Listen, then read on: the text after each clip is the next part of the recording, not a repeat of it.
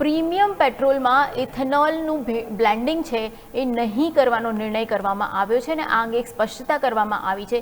E20થી વધુ ઇથેનોલ મિશ્રણ કરવાનો કોઈ પ્લાન અત્યારે ઓવરઓલ પેટ્રોલમાં નથી અને E0 કે E10 પેટ્રોલ પાછું લાવવાનો પણ પ્રસ્તાવ અત્યારે નથી એવું સરકાર દ્વારા જાહેર કરવામાં આવ્યું છે. ઇન્ડિયન ઓઇલના XP100માં ઇથેનોલ મુક્ત પેટ્રોલ આપવામાં આવશે. હિન્દુસ્તાન પેટ્રોલિયમના પાવર 100 અને સ્પીડ 100 ઇથેનોલ મુક્ત રહેશે એવું જાહેર કરવામાં આવ્યું છે. પ્રીમિયમ ફ્યુઅલ દેશમાં કુલ વેચાણના માત્ર 0.5% હિસ્સો ધરાવે છે અને મિનિસ્ટર સુરેશ ગોપીએ લોકસભામાં તમામ માહિતી આપી હતી. સમાંતર સપ્લાય ચેઇનથી ટ્રાન્સપોર્ટ અને સ્ટોરેજ કોસ્ટ વધશે એવું એમનું કહેવું છે. E20 ઇંધણથી એન્જિન બગડવાની કોઈ સત્તાવાર ફરિયાદ ન થઈ હોવાનું મંત્રાલય દ્વારા લોકસભામાં કહેવામાં આવ્યું છે.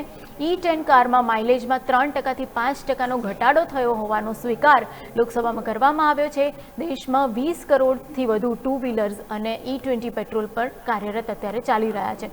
મેઝનો ઇથેનોલ પ્રોડક્શનમાં 37% એટલે કે મકાઈનો હિસ્સો છે એ ઇથેનોલ પ્રોડક્શનમાં 37% નોંધાયો છે.